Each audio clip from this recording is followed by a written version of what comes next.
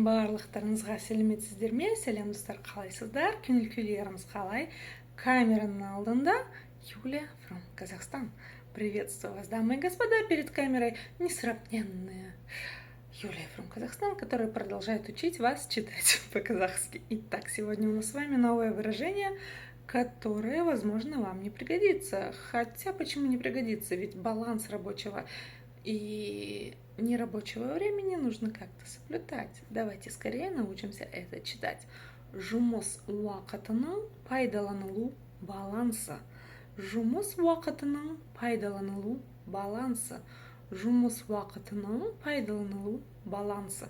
И тогда, мои господа, вы видите, что данное выражение, данное словосочетание создано из 4 слов.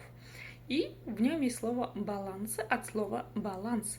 Его-то вы прочитать уже умеете. А букву «ы», как вы помните, читаем очень и очень коротко. Ну а теперь возвращаемся к первому слову. Слово «жұмыс». «Жұмыс».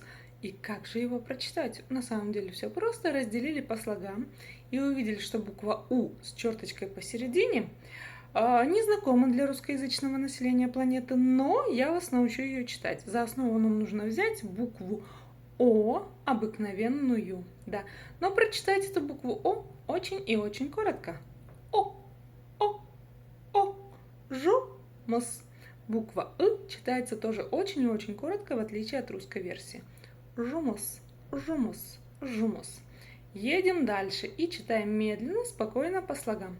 Уақыт. Сначала через обычную букву К можете прочитать. Уақыт, уақытының. И через обычную букву Н на конце. Уақытының. Теперь помним, что буква «ы» читается очень и очень коротко, то есть согласные буквы читаются очень быстро, да? Уақытының. И как же нам теперь прочитать букву К с хвостиком снизу? Для этого нужно откашляться или, отхаркнуться через букву К, обыкновенную К. Уақытының. Итак, как же нам научиться произносить букву Н с хвостиком снизу? Для этого сначала нужно вспомнить, как произносится буква Н обыкновенная, собственно. Н. И когда мы ее произносим, мы замечаем, что у нас кончик языка упирается куда? Правильно, в верхние зубы. А чтобы произнести букву Н необыкновенную, нужно кончиком языка тянуться к верхнему небу. И не дотягиваясь до него, снова произносить букву Н обыкновенную. Надеюсь, вы не запутались и у вас все получилось. Пробуем сначала Н обыкновенная, и язык упирается в верхние зубы. Н. А теперь пробуем кончиком языка дотянуться до верхнего неба. Вот такая вот магия.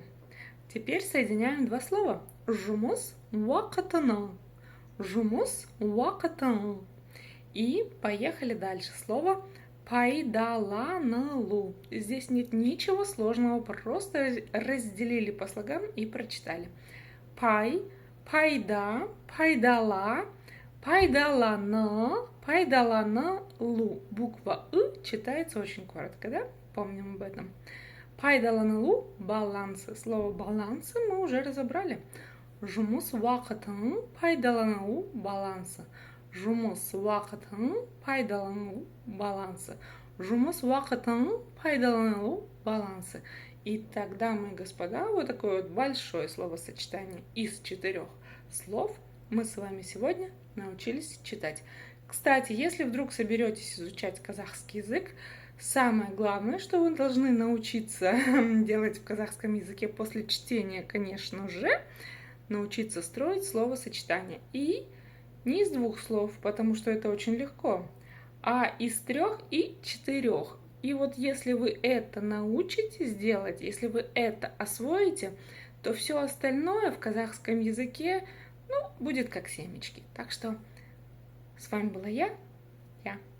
Увидимся в следующий раз.